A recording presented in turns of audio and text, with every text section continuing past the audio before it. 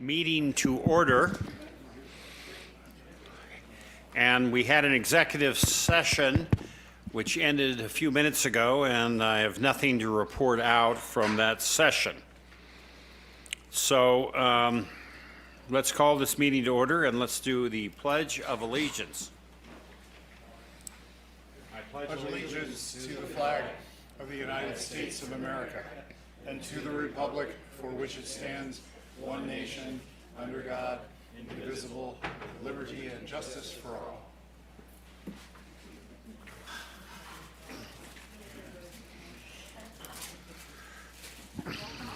Let's do a roll call. Director Heather. Here. Director Diamond. Here. Director Stevens. Here. Director Wall. Here. Director Shea. Here.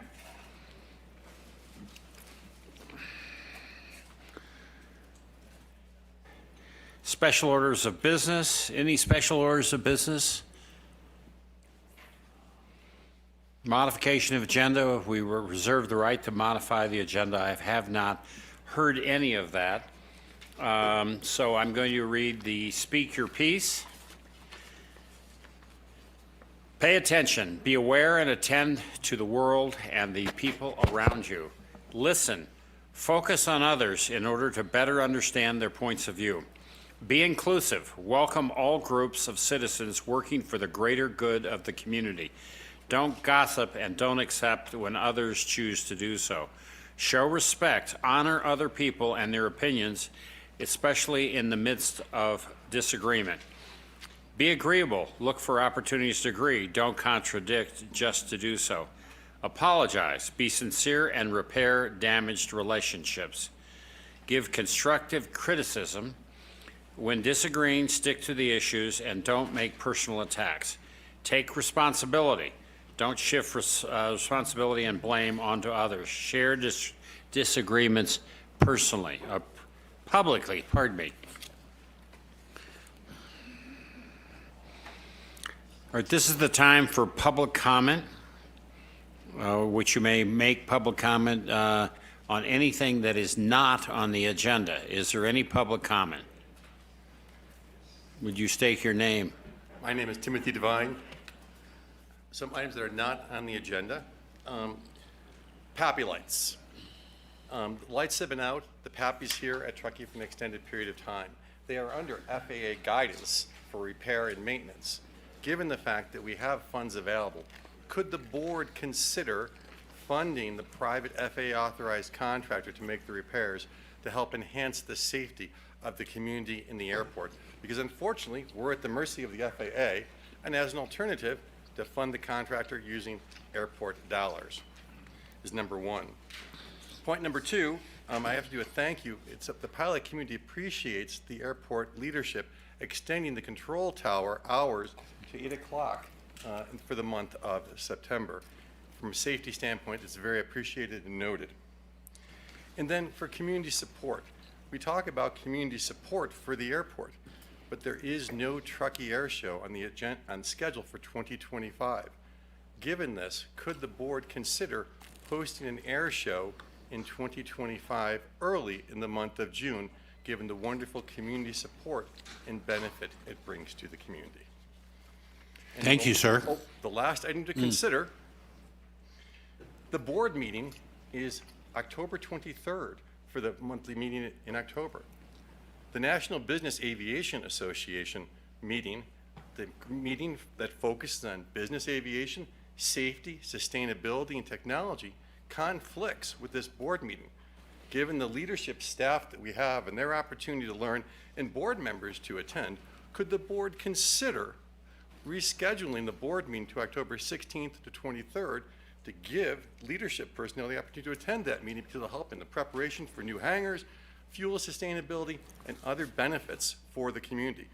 But that's a once-a-year event that's very well known. So thank you for the board considering those items. Thank you. Thank you, Tim. Any other public comment? Gee, I don't have to time Mike. Thank you, Mike.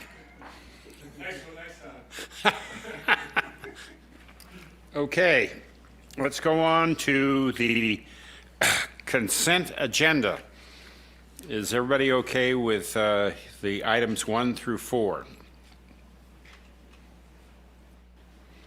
Okay. I'll make a motion to approve the consent agenda. Second. Any public comment? Can I ask a quick question? Go.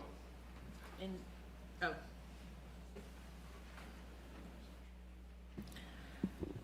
Oh.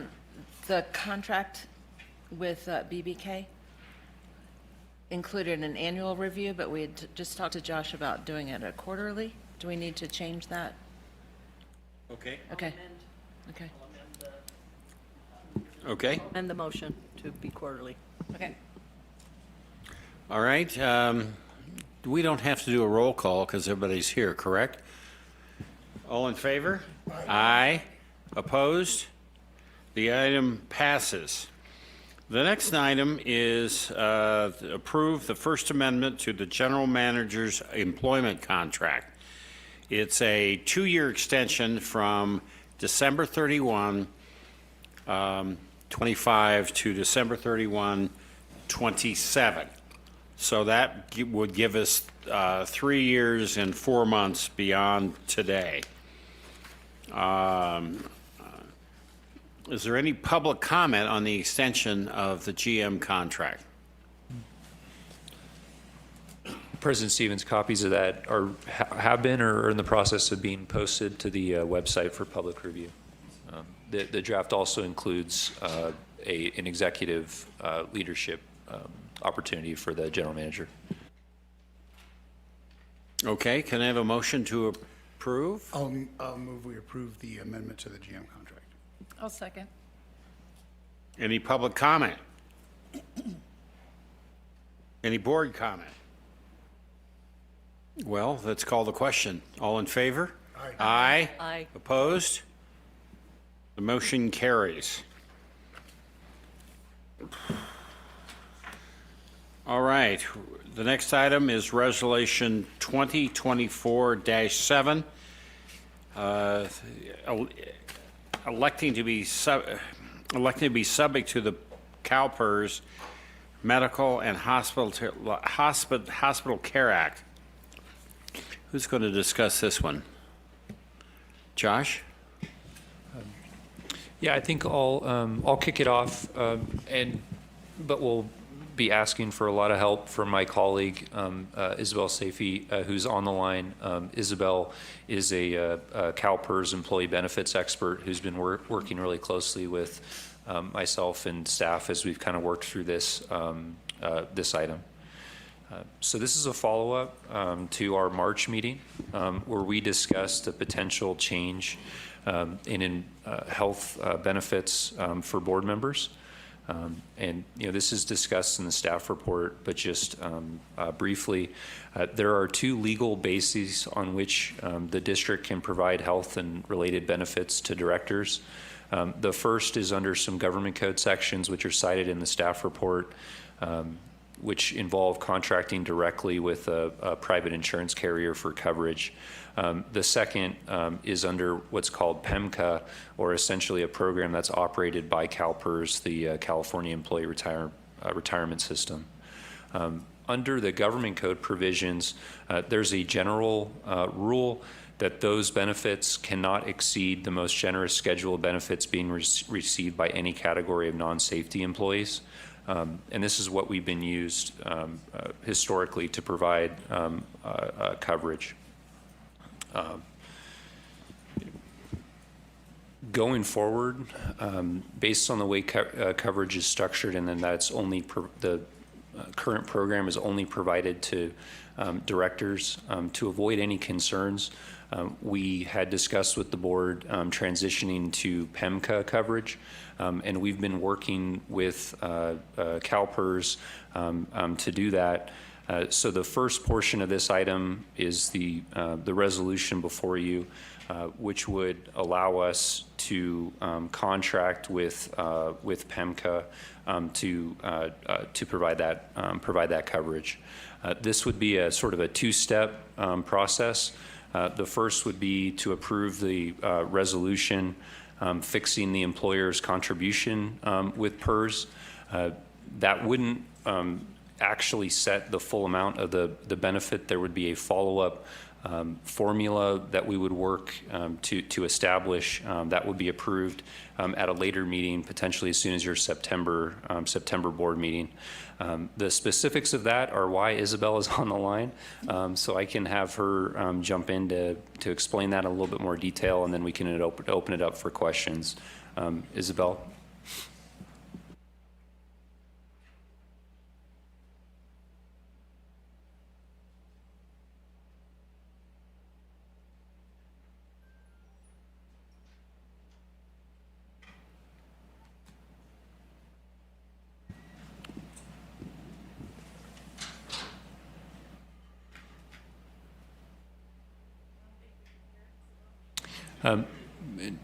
Isabel, I'm not sure. We're having audio issues. We can't hear you.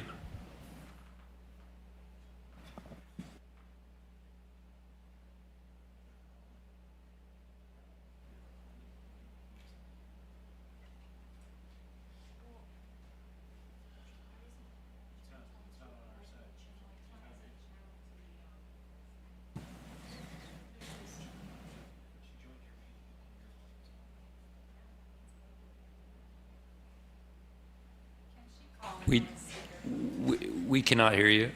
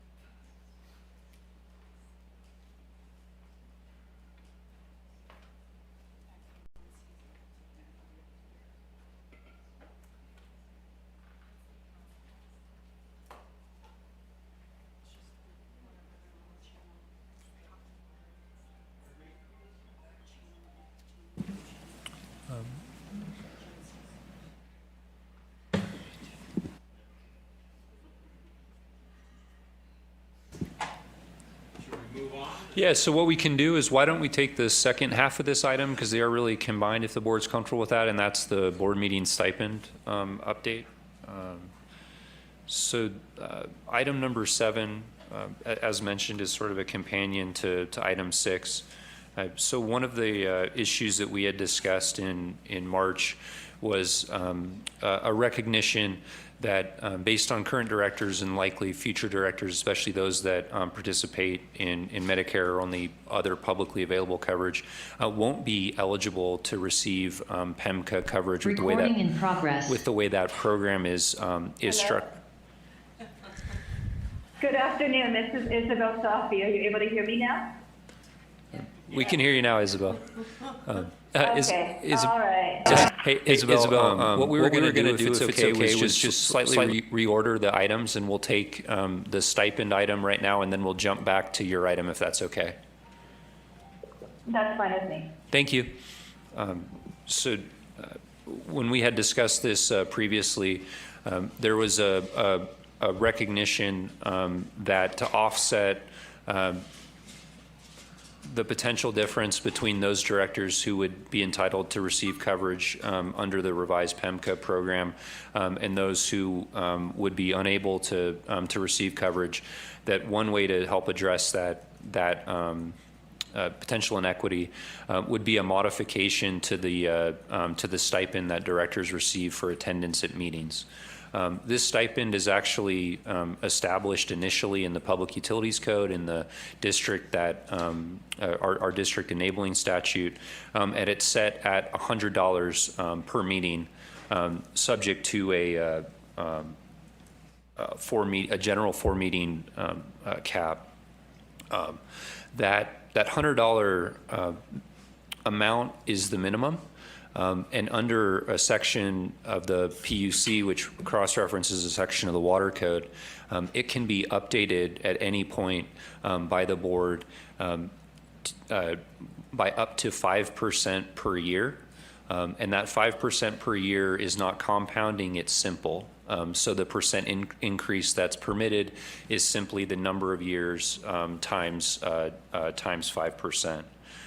When you do that math, what that would allow us to do in this case would be right now a one-time adjustment to $320 per meeting. And I want to emphasize that that would not be a limitation going forward. And going forward, the way the statute works, each year the board, if it felt, to keep presumptive increase, to keep parity with presumptive increases in health benefits, would be allowed to increase that by that 5% per year, just following the same procedures that we're doing currently.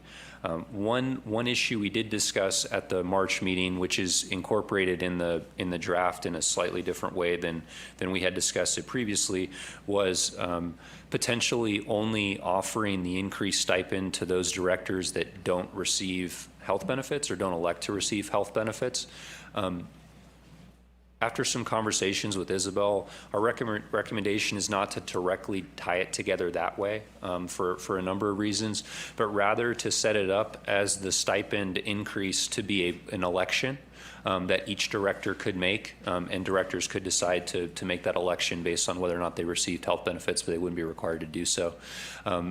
For some IRS and tax purposes, there is a recommendation that that election be made in writing prospectively for one-year periods, and that's covered in the draft.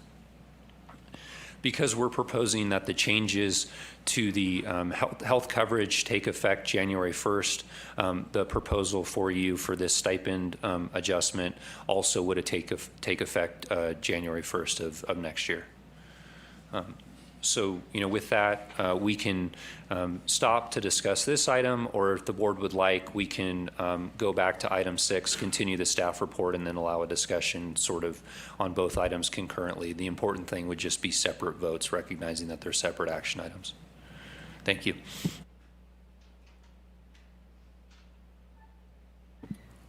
Well, why don't we go ahead and listen to the prior items, and then we'll discuss it.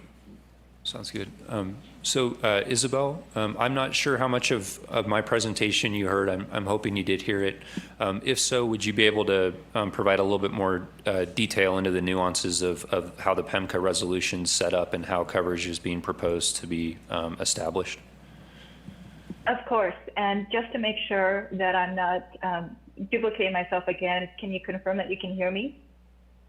Yes, we can. Thank you. Okay, all right. My apologies for the audio issue earlier. I was getting feedback on my end, so it appeared that the sound was going through, but clearly it wasn't. So I'm glad that we're able to connect now.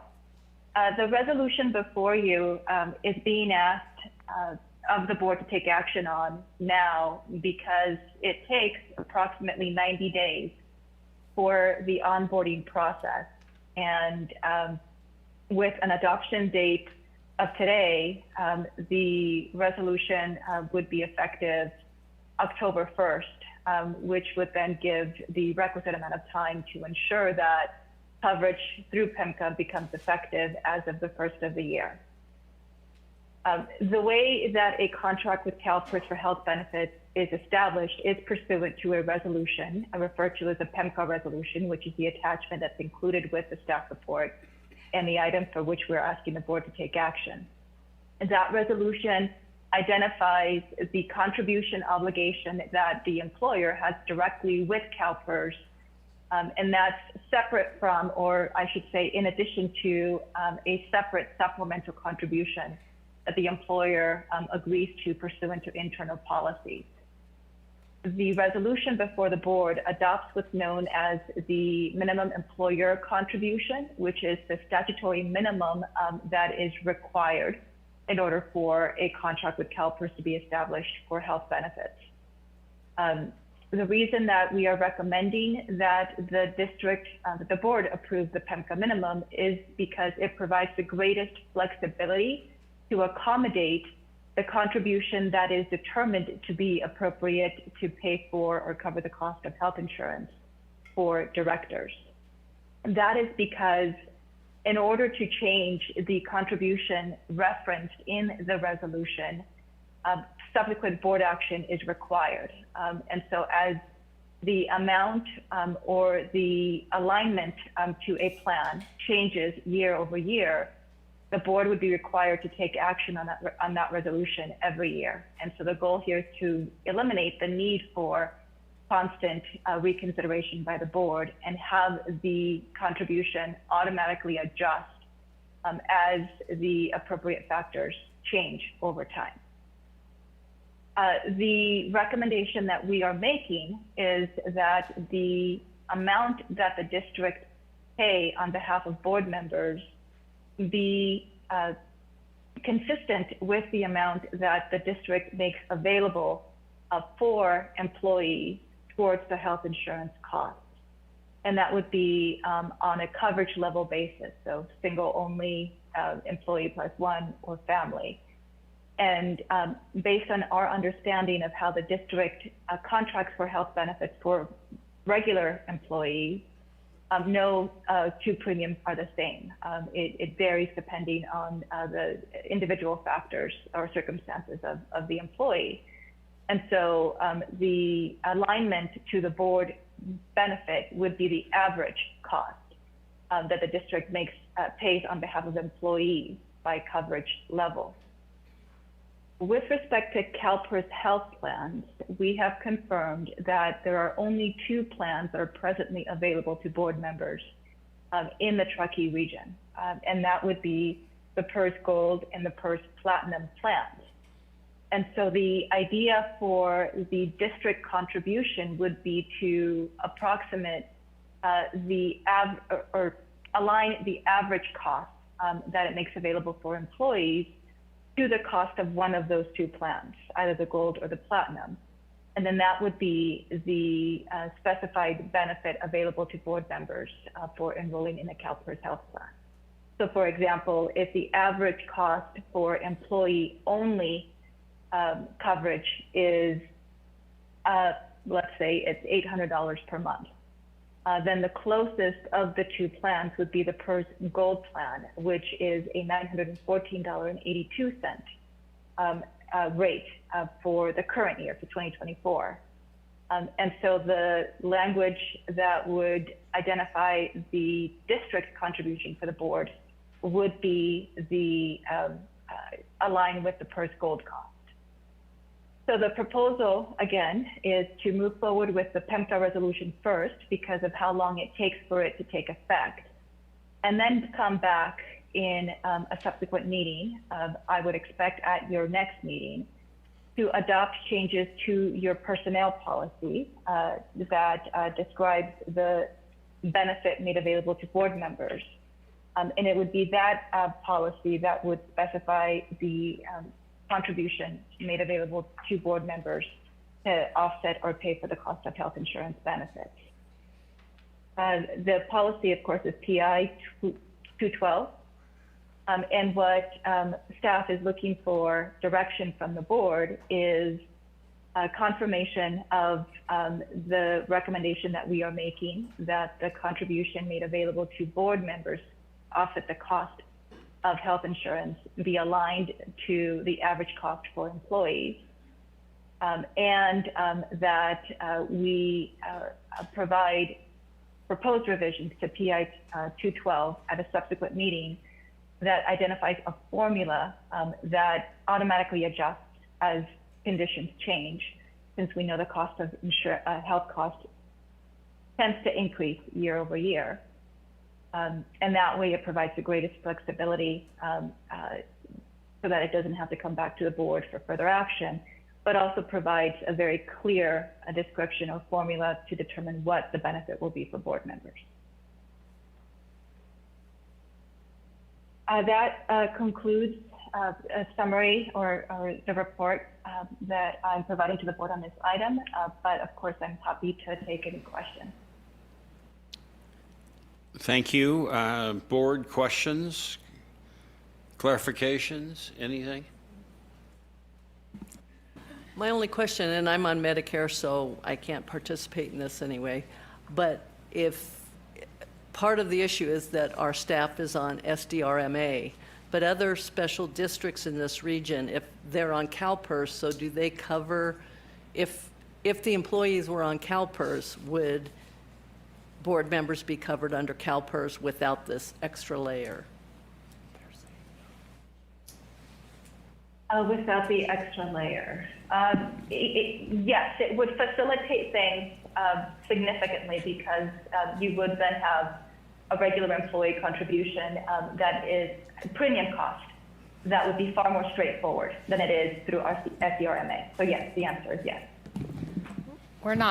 We don't have health coverage through SDRMA, just for clarification. Who do you have health coverage? Have a private broker, PWA Alera. Oh, okay. Used to be SDRMA. Yeah. But I think, Director Hetherington, to your point, the reason this has become an issue between the two separate things is because the district has separate health and coverage for employees outside of the PERS situation, and this gets back to what we started the staff report with there are two ways to provide directors health benefits under the law: the government code provisions, which have the requirements we've talked about, and then PERS, which is less restrictive in this context. I guess what I'm just getting at is if employees were covered under CalPERS, then board members would also be covered under CalPERS. So, And follow up. Well, Go ahead. just to clarify, the proposal here is to cover board members through the CalPERS Health Benefit Program. The statutory reference to CalPERS Health is PEMCA. The complication or the fact that we have to identify a supplemental under the PI 212 policy is because the way that premiums are calculated for your regular employees is not a straight line. It varies by employee. So why are our employees not on PERS? Because CalPERS generally, at least with respect to your region, tends to be far more expensive than the health plans made available by your insurance, through your insurance broker. What does far more expensive mean? I would defer to staff to answer that. I think that the big expense for CalPERS is really they have like an additional UAL specifically for health insurance coverage for retirees. So CalPERS requires that you cover retirees when they retire, when employees retire. So it has this whole additional element, they call it OPEB instead of UAL, but it's an additional like actuarial liability that extends out in the same way that our UAL does for our CalPERS retirement benefit. So it has this additional because health insurance costs vary so much and are so volatile year over year, everyone's always trying to project what health insurance will cost 10, 20, 30 years from now for their retirees, because you have to keep paying for them until they die. my understanding is that Truckee Sanitary District is the only one that has retiree benefits, that all the other special districts do not have retiree benefits. They do. You're talking about for board. For board. Yeah. Oh, for board. For board is different. Right. I'm talking about if you wanted to. Specifically, if you just wanted to cover employees, the reason that we haven't covered or the airport, I'm assuming hasn't covered employees historically, is the expense. And it's not just the expense of the health insurance, which is a piece of the expense. It is more expensive and has trended to be more expensive, but it's also that liability portion that adds an additional expense, whereas our current insurance doesn't require us to cover retirees. So when someone leaves employment with the district, they're just no longer covered.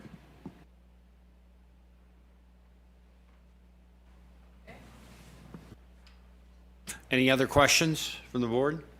Any public comment?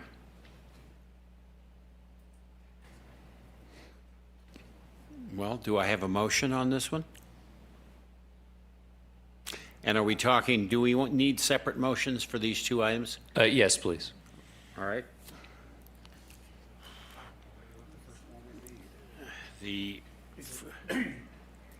It's Resolution 2024-07.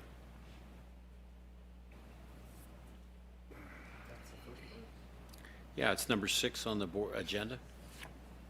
Yeah, but we just said we needed 2 of these. Yeah, Well, so, then we- so I'm sorry, yeah, clarification. Just because they are agendized as separate items, would request a motion on item 6, and then we can go back to item 7. We'll need to do public comment on item 7, and then we can have a motion to approve those action items.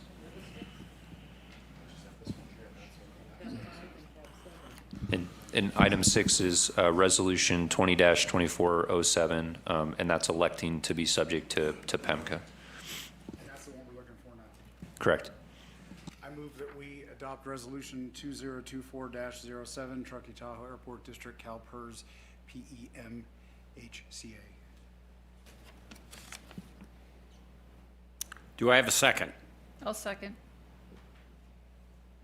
Any public comment? I think we did that already, but any public comment? Okay, let's have a vote on this. Roll call, right? Yeah, it's a resolution. Why don't we do roll It's not a call? resolution. I don't know. Oh, the next one is an ordinance to do so. We could do resolution. We could do roll call. Director Diamond, Yes. Director Heatherington, Yes. Director Odette, Yes. Director Rolfe, Yes. Director Stevens. Abstain. Okay, motion carries. Okay, so we're going to item 7, the Board of Directors meeting stipend increase. Approval of PI 210 Director remuneration and expenditure reimbursement. Do I have any board comment? Any public comment? Do I have a motion? I would only request that, as Josh brought up, that it starts at 320, but it does go up annually. Health insurance costs go up annually, A lot. more than 5%. Yes. So that would be my only aspect of changing this to, it's a resolution. Well, where- we actually have an ordinance, 2024.01. Yes, so it is an ordinance. What we can do, Director Heatherington, is add language to the PI that staff would agendize an increase each year for the board's approval by ordinance. Okay, I mean, it's not something you could just set into it. It is, with the way that the stipend is set up, I'd recommend, and the way I understand it, it does require action each year. Okay. So I'd make that motion to approve it with the piece of the ordinance that every year it comes before the board for that additional 5%. Do we have a second? Second. Any public comment? Any discussion? Let's do another roll call since I'm abstaining. Director Diamond, Yes. Director Heatherington, Yes. Director Odette, Abstain. Director Rolfe, Yes. Director Stevens. Abstain. Motion carries.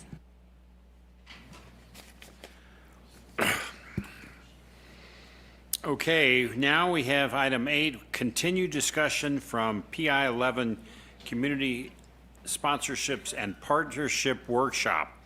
So we spent 2 hours chatting about this 1 to 3.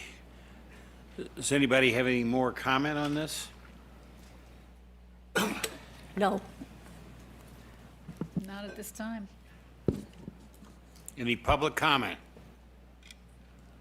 We gave the staff a lot of comments to this in the first 2 hours. And I guess we're not giving you any more comment. Sounds good. I can summarize if you want again, but. Please do. Lauren, I sent you a screenshot of an email. It's also in Laserfish in the same PowerPoint briefing as the last slide.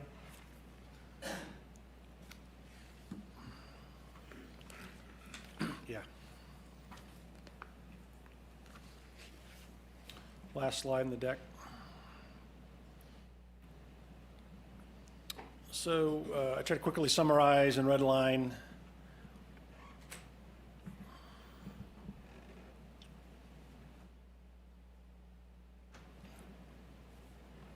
The feedback from the workshop. So revisions of policy instruction 311 guidance was essentially without dollars designated in this discussion, but just concepts of things to keep in the community benefit program would be wildfire mitigation, aviation STEM programs, scholarships with the community foundation, in-kind giving, constantly reviewing those programs as they exist, fly quiet, fly safe, agency partnership with community foundation with a minimums around the $50,000 level, and some limitation on making sure we have projects that are ready that can be executed and won't continue to be extended beyond 18 months. Some wording around an annual conversation with the Community Foundation about focus on if there's a capital campaign focus that we offer the Community Foundation as an agency partnership vetting process, some specific guidance around capital campaigns for that fiscal year, if that's appropriate. For 311 policy instruction, or 317 and 507, red line draft those edits and come up with a transition plan if we're going to discontinue those before we discontinue those to bring back to the board. In the budget process, considered a more aggressive approach to tax revenue estimates. And there was one more on here that didn't make this, I wasn't done typing yet, was discontinuing the community sponsorships, which is the 5,000 and below program, and notify those folks that have previously benefited from that about other opportunities to get that kind of sponsorship from other community entities. So that's a quick summary. Your bullet point number 2, I'm pretty sure we took out aviation and by invitation only. Yes? I thought we took out by invitation. Yeah, I'll take that. I'll remove that. I was thinking something differently on that related, invitation only being different around the agency partnerships, but I'll massage that one to more accurately reflect what we're thinking about with that with our on-air field aviation programs. I'd ask that you send that slide deck to me. You know, I'd like to just, it reminds me. Sure, it'll be part of the meeting minutes. Yep. Okay. Yep. Well, I'd like it if you could send it. Oh, sure, to me. yeah. Thanks. That's all I had as a summary, unless there's other thoughts on that. Of course, we'll massage the budget numbers as part of the budget workshop next month. Thank you, Rob. Board committee assignments and ad hoc committee reports. I don't think we really had much new on this, unless there was something in the river revitalization that was worth noting. I think the rest of it was just routine notes. For the river revitalization, just for awareness, the receiver site subcommittee stood up. I'm on that as well. And so we had first meeting, fairly generic, but there will be a question from the receiver site committee to the R2SE, the bigger subcommittee, as to what are the specifics of the ask of the 3 public agencies that are on there, which is the sanitation agency, us, and TDPUD, as well as to the town staff that there's some other sites that were identified in prior years as to what are options potentially available. Do you need utilities? Is there acreage? Are there constraints? And then at some point, I think there would be a generic ask to this board as to, is there any interest of land potentially available to enable the river revitalization project? We're not there yet, but it's the beginning of that conversation.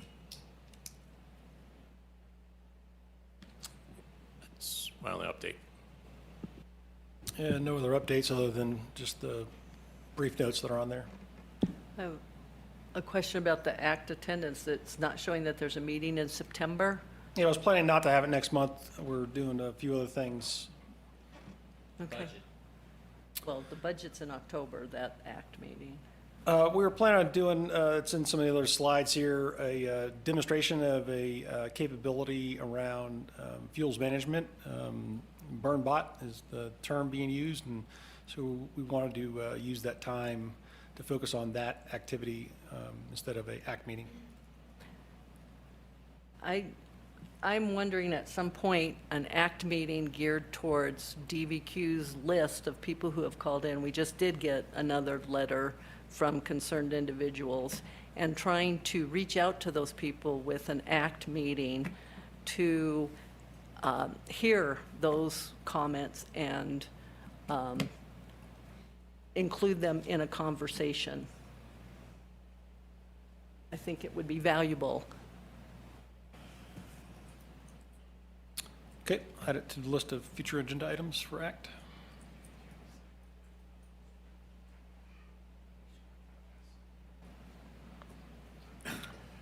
That was all, unless there's other questions on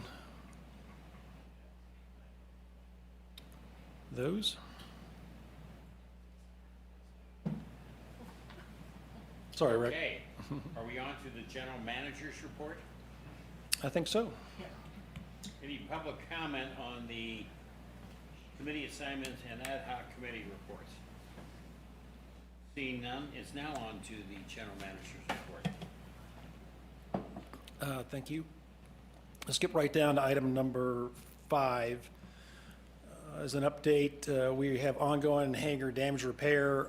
At the end of this regular meeting, there is a special meeting scheduled to review a change order request from management and our construction team that will be considered by the board at the end of this meeting. Other than that, this is the current schedule that we're operating on. We're making great progress with our contractor, addressing a lot of damage across a number of hangars, and it looks like we'll be able to button this project up by the end of October, and even before there, be able to open up quite a few hangars for our hangar waitlist individuals. Define quite a few. I'm thinking around a dozen is my Wow. estimate. That's a big number. Yep. And before the snow flies. That's our goal. It's the goal of like 220 last year. Get it done. Get it done. All right, thank you. Yep.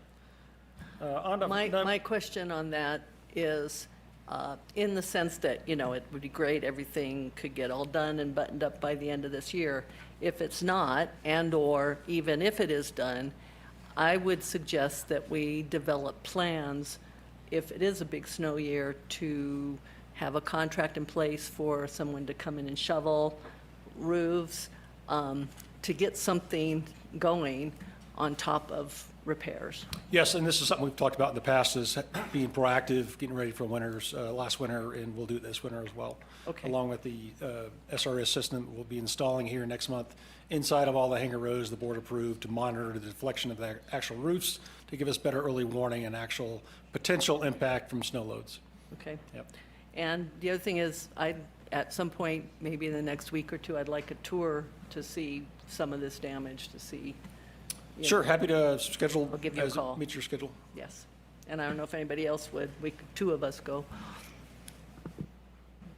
I just wanted to add that now having seen the inside of one of the renovated hangars, you're just doing a fantastic job. My fellow hangar tenants are going to be thrilled when it gets around to their hangar. That looks really nice. That tour too. And glad to see the floors more environmentally sound with regard to seepage. Yeah. Really, really good job. Sealed. Sealed now, at least some of them. We're working our way through the hangars. Now, are there some hangars that are asphalted? There are some that are asphalt. We won't be able to make a treatment that we do with the concrete, and that's something that we'll You have to do something have different. to do something different, right? It's more porous surface. On to item number 6. Just another board's aware of this, so the community is aware. We have 8 projects working with different fire districts around wildfire mitigation. This is the map of those projects. We have some community outreach taking place via our website and other outlets across the North Lake Tahoe Truckee area to let folks know that this is happening in various areas. And this link to this is on our website under wildfire mitigation on our homepage. In terms of, do you have a percentage complete? Are these done? Are they 50%? They're all, I would say we're probably around 10% complete at this point. It's still early. Contracts are just being awarded for a number of these, and work is just beginning. I think over the next month and a half, 2 months is when the real work gets done. Some of it may, probably about 20% may carry over to next year, and that was a little bit anticipated. As well, these projects were given 18 months to be completed. Just the nature of snow when it comes and when the work crews are available, when the projects are ready to be worked on. Rob, do you know, is there been any discussion with the partners in this? If this is extended to 2025, do they know what they would want to do already, or? We haven't had, I had some initial just planting the seed conversation. If the airport district was to budget wildfire mitigation money for 2025, for them to start thinking about what the next order of projects would be. So it hasn't been a deliberate conversation yet of identifying projects, but I definitely have mentioned that to folks to be thinking about a meeting or early this winter to talk about next year. I mentioned this in our workshop, but because we have a different audience, I was at Truckee Fire meeting and then also North Tahoe Fire meeting, and they're so appreciative of this program. They say that it's make a big difference. And one of the directors at the sanitation agency who lives in Olympic Valley said that they are noticing Olympic Valley work being done that was not previously funded. So they were very appreciative and wanted me to extend thanks to the board and staff for this program. Thank you. Jump to item number 8. It's time of year when we meet with the airport FAA office for the region here and talk about our 5-year plan for capital improvements on the airfield. This was the color photo diagram that was submitted last year. We'll be updating that with our engineering, our airport engineer, and meeting with the ADO staff this next month and coming back to the board with a recommendation for the next 5-year schedule of recommended project to receive AIP grant funding from the FAA. And how competitive those projects might be varies from year to year. But this is the layout that we last submitted as far as prioritization across multiple years. I know it's hard to read on the screen, but basically it's a 5-year horizon by color code and pavement section of taxiways, aprons, and runways of where we are suggesting our priority for pavement management in receiving FAA grant funds. Doesn't mean we will receive the funds, it just means how we're prioritizing things. And of course, different sections of pavement receive different prioritization from the FAA as far as being competitive to get funds. And we constantly are revisiting this every year to see which ones are really our priority, how well the pavement's holding up, and which ones we want to push into out years. So we'll be doing that over this next 2 months and bring back to the board a new recommendation for our next submission for ASIP or AIP funding from the FAA request. Next item, number 8. Something new we're going to do this year. The staff is putting together a briefing about the Truckee Tahoe Airport District and how it functions and what rules it operates under, including from legal counsel and our control tower. And this is planned to be a presentation for the candidates that have put in applications to be on the board of directors here at the airport district. We're planning on hosting that on September 4th, next Wednesday evening at 6 p.m. right here in this room.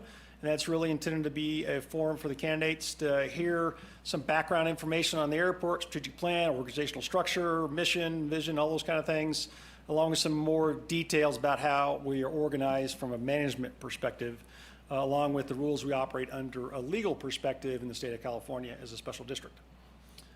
I thought we were going to have an opportunity for them to talk to interested public.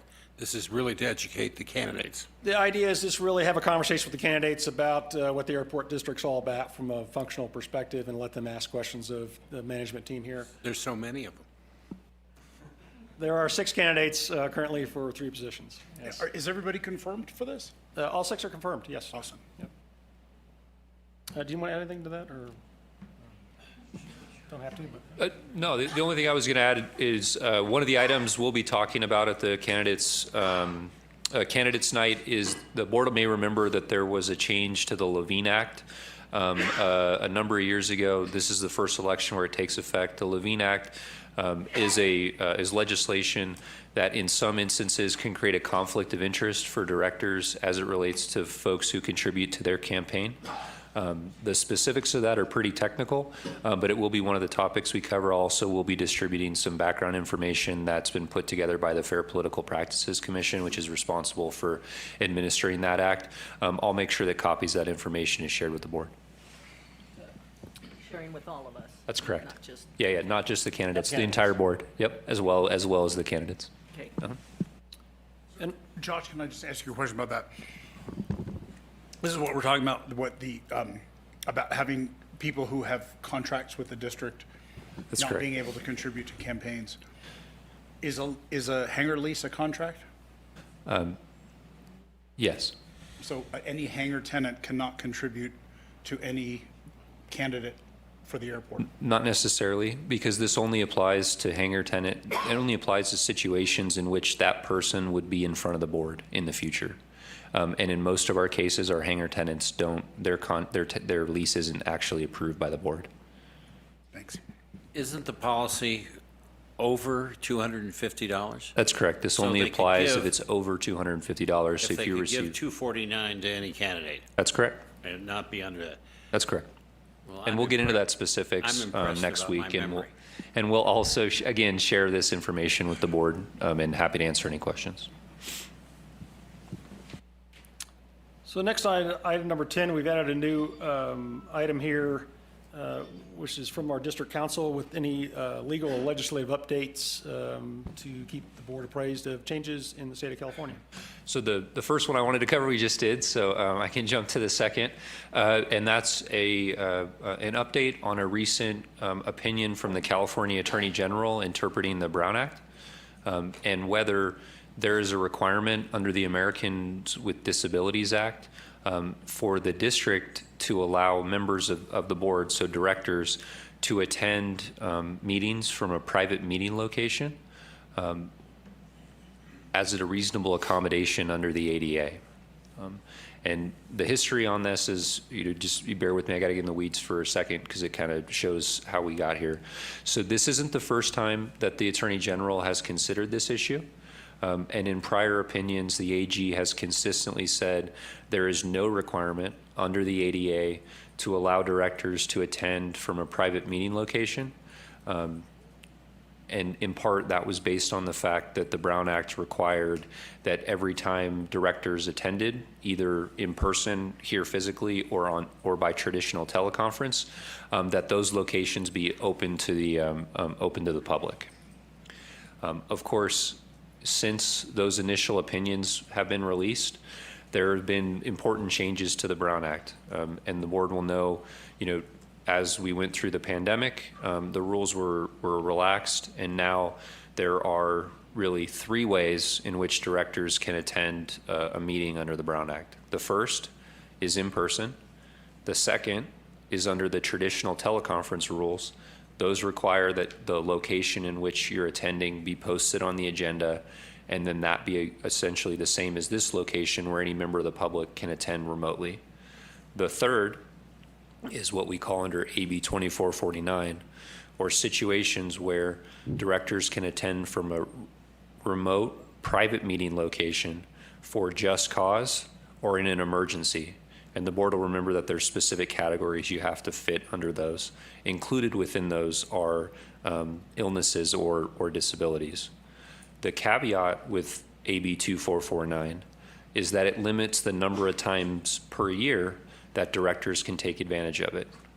And it depends on which one we're talking about, but essentially it's, 3 times a year. Returning to the AG's opinion, the Attorney General, recognizing that AB 2449 now allows directors to attend from remote private meeting locations in certain circumstances, felt that under the ADA, that now requires us, for directors with a qualifying disability, as a reasonable accommodation to attend from private remote meeting locations. Importantly, there would be no numerical limitation on the number of times a director took advantage of that under the ADA if they had a qualifying disability. The only limitation the AG imposed, similar to the requirements that are under AB 2449, would be that the first, directors be on video during those meetings, and second, that they disclose the identity over anyone over the age of 18 that's with them in the room. The takeaway for the board, I appreciate your patience to kind of, struggle through that a little bit, is there are now 4 ways in which you can attend a meeting. In person, traditional teleconference, which is, a public meeting location that's listed on the agenda. Under AB 2449 from a private meeting location for just cause or an emergency, subject to the number of times per year that there's a cap on that. And then fourth, in the event you have a qualifying disability, you can attend from a private meeting location without any limit on the number of times per year. If we ever are in a situation in which you feel that's appropriate, or as staff we identify that you should be able to take advantage of that, we'll let you know. And as always, let me know if you have any questions as we kind of move forward. Happy to answer any questions on that. Thank you.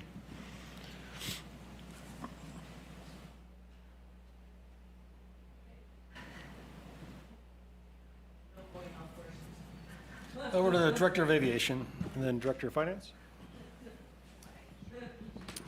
All right, for the outcome report, I'm going to cover a couple items off the report, and then I have some slides just because there's a lot of good stuff that transpired over the past month. We had a runway safety action team for one of our Fly Safe events, as well as a flight clinic. I'll talk about the flight clinic in the slides. We've been engaged with tenant shuffles. Director Diamond is one of those tenants that got displaced as we go through the repairs. In terms of operations, last month was very typical of our Julys. Of note, touch and goes were super low in helicopters. We think we broke the record, and that was primarily due to the firefighting that was taking place. In terms of fly quiet, 28 households reported with a total of 94 comments. And everything else was fairly typical for July. Of note, learned today that the VASIs for runway 20, the FAA will be here on the 16th of September with the new baffling and a flight check sometime shortly thereafter. I don't have any details on when the flight check would be, so that would be a good news story. We'll go to the slides, Lauren. So the first slide is talking about the flight clinic. So under the Fly Safe program, we're holding... Oh. Jump. Okay, go ahead. In terms of the rental Skyhawk, who owns that? Sierra Aero. That's Sierra Aeros, okay.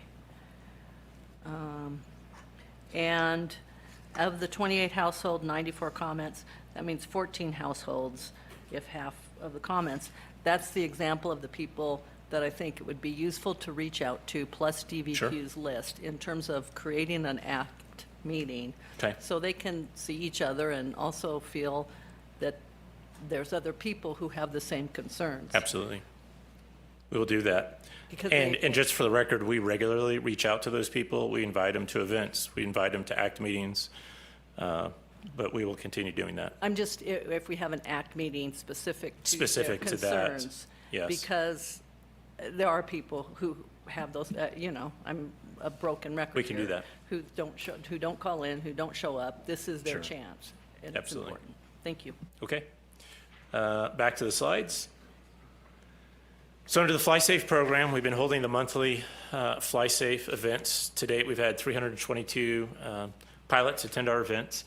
And this is our first flight clinic, and this is some of that budget that was set aside for that. So the clinic was last week. It was the 19th and 20th. Mountain Lion sponsored it. So it was a one-day course, 2 hours of ground instruction, and about an hour and a half of flight. We had 16 participants fly, 6 were ground only.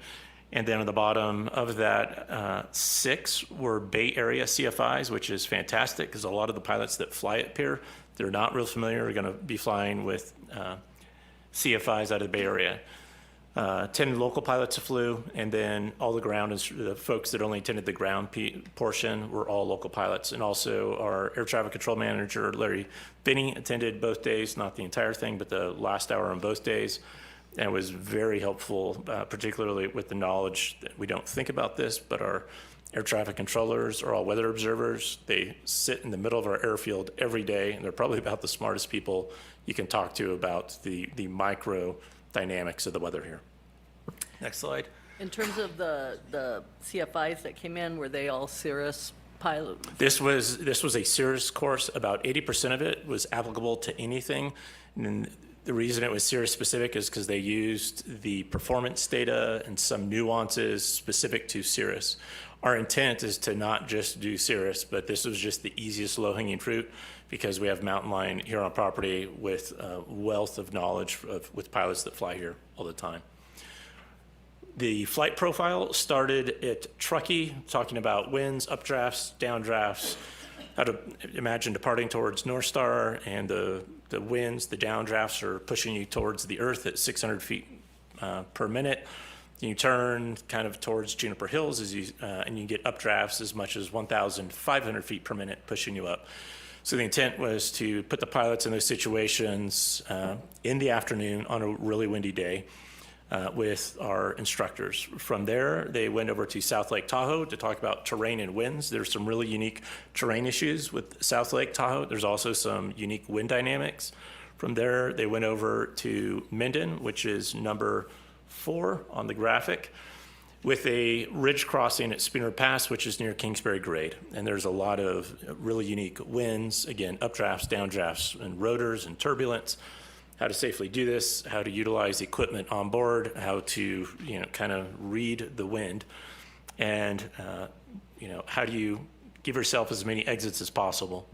And then coming back to Truckee and the nuances of landing on runway 20 with the terrain, with the drop-off. There's some really unique winds there, particularly in the afternoons, and with some shear. One of the takeaways I had is we collectively, within the instructional community, spend a lot of time talking about setting your own personal limits. Don't get yourself into this. Do your pre-study. We talked about this, Mountain Lion talked about this in the course. But the intent of this course was the other piece when you fly in the mountains is it's very unpredictable. So no matter how much you look at the weather forecast and all of your knowledge, because there's so many variables in our environment, you also need to be prepared to be able to recognize when you encounter those conditions. And so this flight profile was intended to show those pilots very specifically in areas where we knew that they would get to experience those conditions such that they could recognize it and know how to respond. So super exciting. Next slide.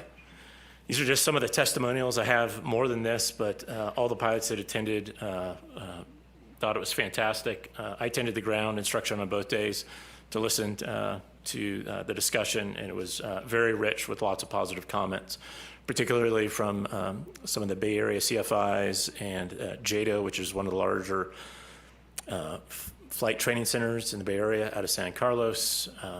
They were very engaged in this, wanted to try to expand this program to maybe even their location. Next slide. Switching topics, I participated in a podcast on the not really the Fly Safe program, but on a number of topics on aviation news talk radio. It has a national following. As a matter of fact, about within an hour of it being posted, I got 3 or 4 text messages from a couple people in this room. But it was a great conversation. We talked about the inherent hazards of flying in the mountains, talked about some of the accidents, an overview of the past 28 years and where some of those trends are. I talked about the Fly Safe program. I also talked about the Fly Quiet program. Max Trescott runs the podcast. He's a CFI. He actually flew in the mountain flying clinic. He's a Cirrus CFI instructor. And I expect that we'll get further coverage on Truckee Tahoe, particularly our Fly Safe program. What we talked about in the program, kind of his perspective, he's been flying for 50 plus years, is that most airports end their conversation on the pavement. And after that, it's a pilot thing. What the conversation that we had with Max was that the Truckee Tahoe Airport has a very different approach to flying and the community outreach, and that in his discussion that this is an amazing airport that's dialed into the community, and the airport, the board, the staff don't stop at the pavement but take a holistic approach. And so that was the kind of the very high level pieces of the conversation. So it was really positive. One question. Sure. And, you know, it's really exciting and it's great about safety and, Yep. and this emphasis. An unintended consequence, could it be bringing more traffic in? No. I don't, at the cost of fuel, we're having the conversation over and over again. This is all opinion. There's no fact to this. In my judgment, in my conversations with pilots that come here, as well as family and friends that drive here, you're coming to the mountains because of the mountains, the lake. You're not coming here because it's a, quote, fun place to fly. In fact, most of the pilots that attended the clinic, to include some of the CFIs, didn't want to fly in the afternoons. We specifically structured the program to fly in the afternoon to expose them to that. One of the takeaways from the Bay Area instructors when they do their checkouts to fly up here, often you can't even fly your aircraft to land at elevations above 2,500 feet unless you've had a mountain checkout. They do the mountain checkouts in the mornings when the winds are calm. So back to the question, could it attract more, bring more traffic here? I have no idea. My gut check is no. I think the benefit of talking about safety and being proactive far outweighs, quote, maybe bringing more traffic here. But I do understand the point, the perspective. Right. And as part of this too, it's that idea of remember Reno. Is that part of your presentation? When what? Remember Reno, when things are dicey. We did. We talked about diverting. We talked about everything. Absolutely. Okay, We did. thank you. Sure. Just two things. April Gafford, who owns JADO, taught me to fly, and she tells me that I taught her more about being a CFI than she taught me about being a pilot. And I knew what she meant by that. And secondarily, we actually, after the TBM crash, we actually did talk about that, like the hashtag Remember Reno concept in flight planning okay. and all that stuff. So I think that's probably what you're talking about. Like, have we started implementing that? Yes. Just to keep pilots aware of how close Reno it is. And Absolutely. it's a great option. Thanks. Next slide. The last slide is talking about some of the proposed PMCD changes that we will bring to the board in September and October. This is primarily outputs of the hangar revitalization of what we've learned. So one of the areas that we'll bring to you is the flight frequency piece, which is the first bullet, where we will have something along the lines of if you're a hangar tenant and you're not flying once every 6 months, you'll get a notification. If you haven't flown within a year, it'll be grounds for possible lease termination. Clearly, there will be exceptions for medical issues, supply chain, other extenuating circumstances. But there are a number of tenants that have not flown in a year or greater. The second is hangar use frequency. And again, we'll use the same logic that when I say use the hangar, that your aircraft is in the hangar overnight once every 6 months and 14 nights annually, or it's grounds for lease termination. And again, there will be provisions for special circumstances, but there's a number of hangars where we have tenants that are not using the hangar on a regular basis, in some case a year or plurals of years, but they meet all the conditions. And so this is per the FAA land use inspection, our minimum standards. Our PMCDs don't address this directly, so we're going to address it to make sure that we are truly using the hangars we have for aeronautical purposes. Third main bullet is the hangar inspections. All the inspections, all the processes we've used have been fairly ad hoc in the sense that these are not documented in airport policy. And so we're going to take all the work we've done and we're going to document it into policy as to how we've done this. The next bullet is non-aeronautical rent. The FAA has provisions for charging non-aeronautical rates for rent, even though it's an aeronautical use hangar. So this wouldn't be to rent to a hangar to somebody for a real estate furniture staging company, et cetera. This would be in a case of, I have a hangar, I haven't flown my aircraft in a year, the board has notified, or excuse me, staff has notified me, hey Jeff, you haven't flown in a year, or this is notice of terminating your lease. These processes take months. In that intervening window of time, I believe the fastest way to change behavior is to go from an aeronautical rate to a non-aeronautical rate if we have it under minimum standards. And then instead of rent being 45 cents a square foot becomes $1.19 a square foot, and the rent goes from $500 a month to $1,500 a month. I think in the extreme situations, it will provide an incentive to behavior to be more compliant faster, as opposed to fine. And then 3-4 months later, and multiple months of attorneys, letters, and fees, et cetera, in their intervening time, they're paying $1,500 a month versus $500 a month. The last piece, the last bullet is we will create some language that allows us, we have had overnight hangar use in the past, but technically we still have it now. It's not real clear.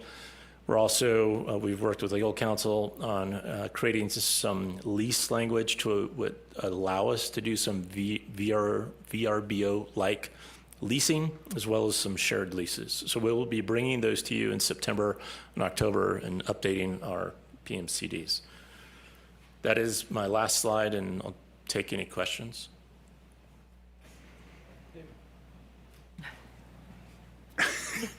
Go for it. PMCDs, do we have to approve those? Those come before us to be approved? That's what I thought. Yes, we'll have a red line draft. They'll come from the Board of Directors. That's a Board of Directors authorized document, the primary management compliance documents. Yes. So we'll approve it. Yes, the board will approve it. Yes, Thanks. we'll provide a red line draft. Go ahead. On the non-aeronautical rent thing, why do I have a hard time believing that the same FAA that's all over us for everything since the Part 13 complaint is now going to think that's okay? It's provisions within the FAA. When you look at their hangar use policy program, you can have provisions in there for non-aeronautical rates of rent when I think it's, I don't know the exact why, but the way I read it is I think it's for situations like this. And they're okay with, in the middle of a lease, the terms changing? We'll certainly vet this with counsel, both with Josh and our aviation. Yeah, we did vet it with Aviation Council because we had similar questions when we spoke with staff. Thank you. So tripling the rent would encourage them to do something like leave or put a plane in there or what? Yes. To fix Yes. that plane. Is the non-aeronautical rent more expensive than renting a place at the storage units? It's the same. That's how we got our non-aeronautical rate is comparative to fair market value for renting, leasing space off airfield. Thank you. Director of Finance. Pardon me, any public comment? Step up. State your name. Hi, my name is Matt Hendrickson. I'm a resident of Truckee. I'm also a new pilot, brand new pilot. Have a plane out on the tarmac. My question has been about the hangars and the long, well, so my request of the board is to reopen the wait list. It's been closed. I've been trying, I tried originally last September to get on the wait list. I was told end of year, and then I was told Q1, and then I was told, and then it was just, we can't even tell you anymore. So I feel like that there are other residents that have got on the wait list, that it seems unfair that not all residents can get on the wait list. So I don't care if I'm at the bottom of the wait list. I just feel like it's not fair to me to not even be able to get on the wait list. I also think the board probably wants to see the transparency of all the new pilots that would like to get a hangar, and you don't have visibility to that if you don't have a wait list and see the growth of the demand. So that's very simply my request, to just reopen the wait list. Maybe with the 20 new hangars coming on board and the changes of the policy, which all are very encouraging. I'm happy to hear that. But my request would be just to reopen the wait list. Just lines on a spreadsheet, right? It's not really, hopefully, that's my request. I've never spoken at a board meeting before, so apologies for being Well, here. welcome and thank you for your question. Do you have an answer, Rob? I'll take that. And it was actually in the AVCOM report that I mentioned. So we did freeze the wait list last year. It's been on hold for a year. We're going to reopen it. It's not 20 hangars. It'll be 12-ish that'll be opening up. And we also do have the names of people that have contacted us. So it will not just be an arbitrary and capricious, the wait list is open and the first person that called was Josh, you're on it. We still do have the names of the people. And so when we reopen the wait list, we will reach out to these people to say if you're still interested, and we will put them in the order in which they applied. The reason it was on hold is because there was a money, finance, accounting, deposit piece, and I don't want to get too far into the weeds, but whether it's refundable, whether it was non-refundable, how it was accounted for. So there were a lot of reasons. The wait list is about 114. And so by freezing the wait list, it's an unfortunate situation, but even for a small T hangar, it's probably 3 to 4 years minimum wait. Thank you. That's the background, and that's what we're doing. Thank you. Kelly? Good evening. Just a quick recap on our year-to-date financials. After 7 months ending July, revenues are 10.6 million versus a budget of 10.4. Overall expenses 8.4 million versus a budget of 9.8. With a net income of 668,000, we are 1.4 million ahead of budget. July was great for fuel sales. We're 28% above last year in SAF sales. And just a quick update, we are working our way through our NetSuite implementation, our new accounting software. Lots of meetings, lots of building it from the ground up, but it's going to be good stuff once we're live. And then a quick reminder, budget workshop. Next month, ahead of the regular board meeting, just like today, we'll have our first budget workshop. Any questions? Any public comment? Thank you, Kelly. Welcome. Will we get an early draft of the budget prior to the Friday before? Because it takes a little time to, there's always a lot. Is it possible? Can't make a promise right now. We're still working on it, but as soon as we have it ready, we'll certainly share it with the board. Yep. Okay, future agenda priorities and meeting management.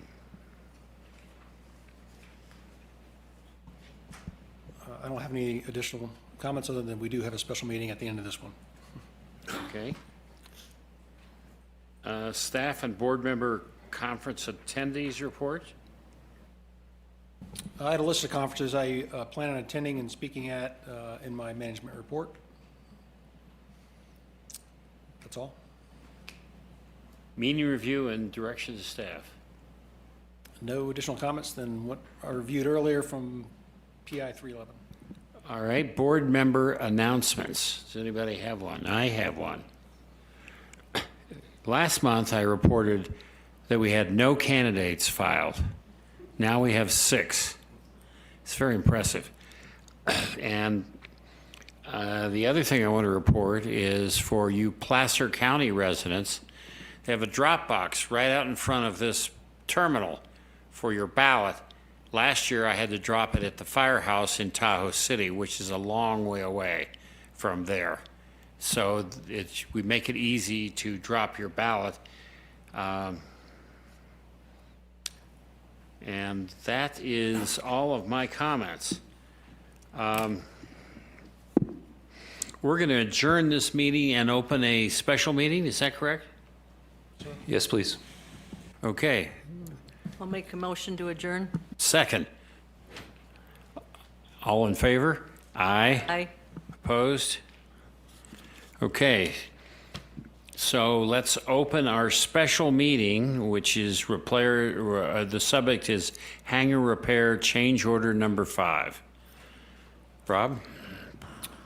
So in front of the board, you have a request for a change order, working with our contractor. We identified the original work that was the damage repair to Hangar Row K.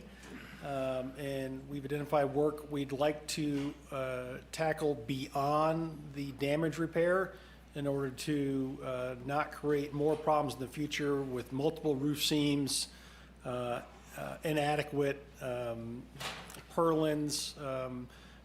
When we're taking a big section of the roof off, we have an opportunity to add additional Z-beams to there to add additional strength to the roof structure itself. And instead of just replacing pieces of the roof, replace the entire roof is what the change order entails. And we're requesting the board consider that for a change to our contract with Ruett & Sons and Garland Industries. Board comments? I had a question in that when Dave Hoffman was here talking, he talked about a special coating that was on some of the hangar roofs that helped the snow to shed. This is more structural, but is that coating going to be something on this as well? No, that's not a part of this proposed change order. This gives us one continuous roof system that is replaced all at the same time with current modern materials, but it is not a separate painted coating on top of that roof seam. And we're not suggesting it this time, and I think we have to do more research on that before I propose that. And talking to Rua, did you pursue asking them that question on other coatings, on other roof repairs that they've done? No, we haven't fully pursued that as a scope of work well beyond what we're currently working on, just doing repairs right now. I think that's something we'd consider in the future. Seemed like we talked about that, is what would that delta be? Because that would be an appropriate change order. And it seemed like when Dave was here, we were talking that that would be an appropriate number for us to have to assess. So I'm bummed that we don't have that as an idea. Yeah, I think that's part of a larger infrastructure program that we're looking at here, and I don't think the timing of the contractor or additional change orders, I didn't think it was appropriate at this juncture for, a science that's not necessarily a science. I just had a question about, like, where did this come from? Like, was this in the process they're doing the work and then we decide that we underestimated what needed to be done, or how did we come about? This came about as part of the contractor looking, and our structural engineer looking at the repairs themselves that were part of the damage-only aspect of Hangar Row K, and looking at, okay, if we're going to do that, what if we were having those sections of the roof off, instead of just replacing that piece, what additionally things can we do that would make this roof stronger? And then, rather than placing pieces of the roof seam in panels, which creates more gap joint issues across the roof, which creates more snow load issues, potential snow hanging up and not sliding, then what would that look like if you replaced the whole roof? And so that was an ongoing, I think, mutual discussion with the contractor of what that might look like. And so they put together a proposal of that based on our structural engineer's feedback, the contractor on site, since they're doing this kind of work already, and what they see as professionals that do roofing systems. Is there any thought that this is going to affect more than just Kilo? This is I think we've done smaller little change orders. That's why it's number 5. The other ones are, $5,000, $10,000, low dollar value kind of things that made sense to continue a seam or continue a couple purlins and the other hangar rows. This is the one that had the most logic of combining these all together to treat the entire hangar row instead of just the section that was called for to replace the damaged pieces. Thank you. Kind of a round answer, sorry. Any public comment on this Another item? question. I have another question. Okay, is there are, what is that, there's 10 hangars in that row? 10, 12? 14 hangars, okay. And the other question is, your summary on this was, you know, we're still waiting to hear from the insurance company, and we don't know how much they're going to cover or not cover at this point? Correct, and I don't expect them to cover much of this change order. None of this, but, Yeah, we're still negotiating with them, I'd say, at this point, and they were just out 2 weeks ago with looking at the updated engineering drawings, looking at on-site, the actual repairs taking place, the damage, looking at our photos of the, damage before and the after, and they're working with their subcontractor to come up with a new estimate on, and proposal back to us of what they think all those repairs cost. So, we're working on it with them. okay. Any other questions? Sir? Yeah, you probably know me. I'm Mike Mayo, and I'm a member of SOAR Truckee. A long time ago, we have Kilo 1, where we store our aircraft throughout the winter. And we're supposed to be out of here October 15th. How is this all going to fit in with our winter hibernation? Happy to talk about individual lease agreements and when they expire and what that might entail. No, I'm not Right, asking about that. I'm asking about physical realities. The physical reality is that we have to put our equipment somewhere. Everybody in Hangar Row have a K, lease. everybody in Hangar Row K that has a lease with us has been contacted, and we've been working with them to coordinate displacement plans for this roof replacement. So those conversations are active and ongoing. I Okay. don't know if you're part of that conversation or not. No, I'm not. I don't think you're on the lease. Yeah, Right, right. Ron told me Yeah. not to talk about it because I have a reputation apparently, and but anyway, the physical reality is that I'm going to be involved in stashing away stuff, and obviously we're going to be affected. And Everybody in Hangar Row K is going to be volunteers have affected. lives. If I could just add that everyone that's had to, we've accommodated every hangar tenant that's had a roofing repair, and we have plans in place for Kilo as well. Okay, so you're confident that things are going to work out just fine. Exceptionally confident. Right on. Wow, exceptionally. They're doing great so far. Any other public comment? I'd like a motion, we approve this change order. I make that motion. I move to approve you're making the motion? I don't care, go ahead. I make a motion to approve the request for the Kilo Hangar Row change order as proposed in Garland's change order number 5. I'll second that. Any comment? Any board comment, public comment? All in favor, say aye. Aye. Opposed? Thank you. I move we adjourn this meeting. Second. All in favor? Aye. Opposed? Good night.